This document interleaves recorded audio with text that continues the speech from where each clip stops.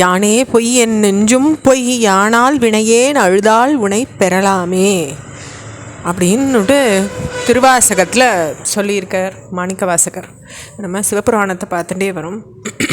அதில் ஒரு வார்த்தை பார்த்தோம், பிறப்பருக்கும் பிஞகனே அப்படின்னு பார்த்தோம்.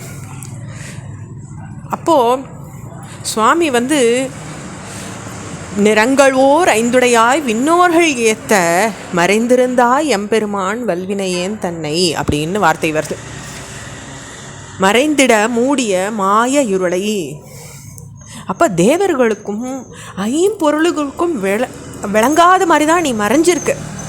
திறமை வாய்ந்துள்ள வினைக்கு அடிமைப்பட்டுள்ள என்ன நான் அறிஞ்ச முடியாதபடி அஞ்ஞான இருள் என்னை மூடின்னு இருக்கு. என்னுடைய வினை ஆப்டது அவ்வளவு திறமை வாய்ந்ததாக இருக்குது. நான் செஞ்ச வினையை என்னால் அறுக்க முடியல. அப்போ அது என்னை மாயையாக மறைக்கிறது.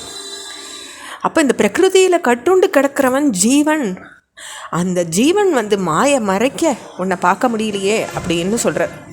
அறம்பாவம் என்னும் அருங்கயிற்றால் கட்டி புறந்தோல் பொறுத்தெங்கும் புழு அழுக்க மூடி மலம் சோறும் 9 வாயிற்குடிலை அப்படிங்கிறார். அப்போது அறம் பாவம் நல்வினை தீவினை இது ரெண்டுமா என்னை போட்டு கட்டியிருக்கு. அந்த பாச கயிறு என்னை கட்டி பிணிச்சு வச்சிருக்கு. என் உடலை உள்ளே புகுந்து புழுவுக்கு ஒப்பான தாதுக்களால் தத்துவமாக நிறைஞ்சிருக்கு. அது ஓயாத அழுக்காக மாறிண்டே இருக்குது.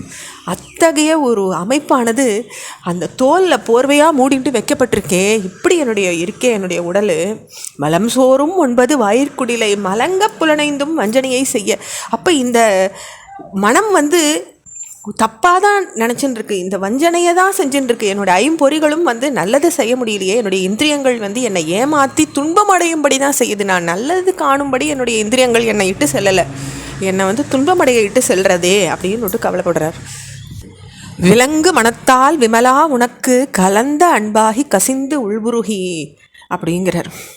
அப்போது செல்வத்தில் பற்று வச்சு அறிவை இழந்து கவலையத்து கிடக்கிற பேதைக்கு பரமார்த்திக பெருநிலை பற்றி ஒன்றும் விளங்குறதில்லை. அந்த மாதிரி இந்த உலகம் இதில் ஒசத்தியானது ஒன்றும் இல்லை. திரும்ப திரும்ப மரணத்துக்கு தான் ஆளாகிறோன்றதும் அவனுக்கு புரியறதே இல்லை. நலன்தான் இல்லாத சிறியேற்கு நல்கி நிலந்தன்மேல் வந்தருளி நீழ்கழல்கள் காட்டி. அப்போ அவனால் அதெல்லாம் அறிஞ்சிக்க முடியல. பிறந்து இறந்து படிப்படியாக பெருநிலைக்கு வந்துடுறான். ஆனால் மனுஷன் மரணத்தை வெல்றதுக்கு முதல்ல ஆசையை வெல்லணும், பஞ்சேந்திரியங்களில் வைத்துள்ள பற்றை ஒழிக்கணும் அப்படின்னு சொல்கிறார். மனசில் ஒரு விலங்கை விட கொடியதாக இருக்குது மனசு. அது தெய்வத்துக்கிட்ட அன்பு பூணும்படி செஞ்சுட்டோம்னாக்கா அது நல்ல மனசாக மாறிடும். தூய மனமுடையவனுக்கு இந்த நிர்மலமான ஈசன் மிளறுவார் அப்படின்னு அந்த மனசை நம்ம தூய்மையாக்குறது நம்ம வேலை இல்லையான்னு சுவாமி கேட்குறார். ஞாயிற்கடையாய் கிடந்த அடியேற்கு தாயிற் சிறந்த தயாவான தத்துவனே அப்படிங்கிறார். அப்போ தயாவானவன்னா கருணாகரன். அந்த தத்துவன்னா அவர் தான் மெய்ப்பொருளாக இருக்கார். அவரை விட கருணையான பொருள் எதுவுமே இல்லை. அப்போது நம்ம பரபிரம்மத்தை அறிஞ்சு அதை அடையிறதுக்கு எது வாயாக இருக்கோ அதுதான் அடையிறது தான் நலன். பஞ்சேந்திரியங்கள் வாயிலாக பெறுற இன்பத்துக்கு முடிவு இருக்குது, ஆனால் முக்திக்கு முடிவில்லை. அதில் தான் நம்ம மனசை திருத்திக்கணுன்றத இங்கே சொல்கிறார். மாசற்ற ஜோதியே மலர்ந்த மலர்ச்சுடரே தேசனே தேனார் அமுதே சிவபுரனே. அப்போ மாசற்ற ஜோதியாக இருக்கார். அந்த பிரகாசம், அந்த தேஜஸ் மாசில்லாததாக இருக்குது, தூய்மையானதாக இருக்குது. சுவாமிக்கு முன்ன சூரியனும் பிரகாசிக்கிறதில்லை, சந்திரனும் பிரகாசிக்கிறதில்லை, மின்னல்களும் அங்கே ஒளிர்றதில்லைன்னு சொல்கிறோம். ஏன்? அதை தான் வேதம் சொல்கிறது, உபநிஷதம். ந தத்ர சூரியோ பாத்தின சந்திர தாரகம் நேமா வித்யுதோ பாந்தி குதோ யமக்னி அப்படின்னு சொல்கிறது. அப்போ சுவாமியோட ஒளிக்கு முன்ன சூரியன் சந்திரன் எதுவுமே ஒளிர முடியாது. பிரம்மத்தை சார்ந்து தான் எல்லாமே பிரகாசிக்கிறது. அந்த பிரகாசத்திலிருந்தே எல்லா வெளிச்சமுமே நம்ம பெற்றுக்கிறோம்னு வேதம் சொல்கிறது. பாசமாய் பற்றறுத்து பாரிக்கும் ஆரியனே நேச அருள் புரிந்து நெஞ்சில் வஞ்சம் கிடங்கிறார்.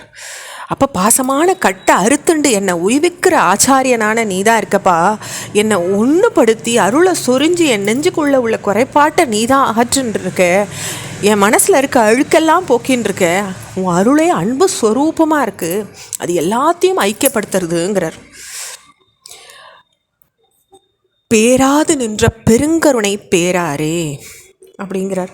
பெயர்த்து எடுக்க முடியாத பெரிய நதியா, தெவிட்டாத கருணையா, நீ கங்கா நதி மூலம் உன் கருணையை நீ விளக்கின்றிருக்க, தெவிட்டாத அமிர்தம் நீ, அனந்த கல்யாண குணங்களுடைய பரம புருஷன் நீங்கிறார். தொடர்ச்சியை நம்ம அடுத்த பகுதியில் பார்க்கலாம். ஓம் நம சிவாய்.